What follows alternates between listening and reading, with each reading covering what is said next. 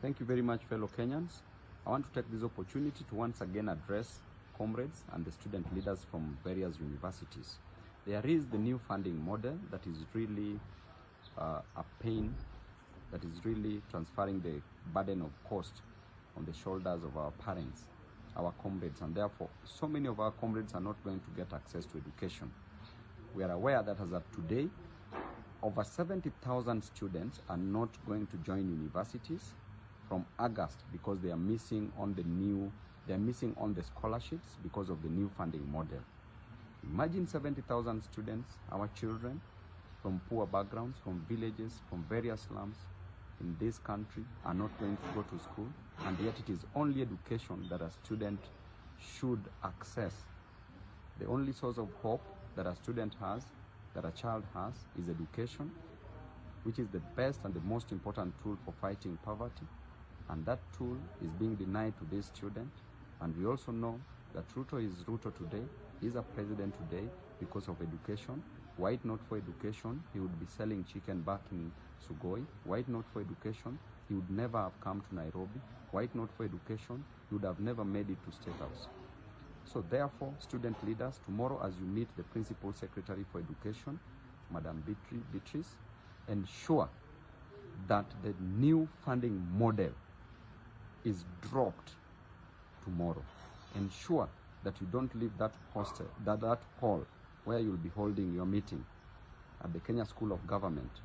Ensure that tomorrow will be the day that the new funding model will never be heard of again.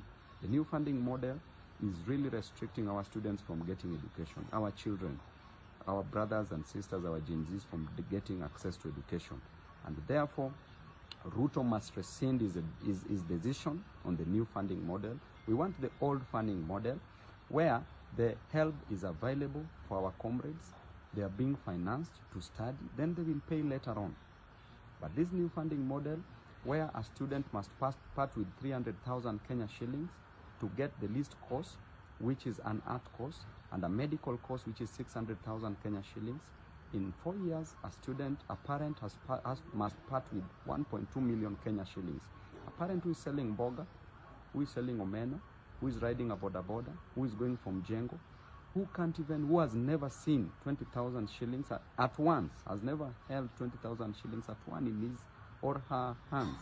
You want to subject this parent to pay 300,000 Kenya shillings in a year, 1.2 million Kenya shillings in 4 years, honestly speaking, and this parent has other costs to take care of, has rent to pay, has other fees to pay for other children. This parent has other costs to take care of. We cannot accept that. So tomorrow, comrades, student leaders, do not disappoint this nation. Do not disappoint your constituents who are your students. Tomorrow, fight this thing once and for all. Do not agree, and don't limit it. You can hold demonstrations in every university in this country and every college in this country, and the country must be paralyzed if at all the Ruto is still going to proceed with this new funding model. Thank you, and God bless you all.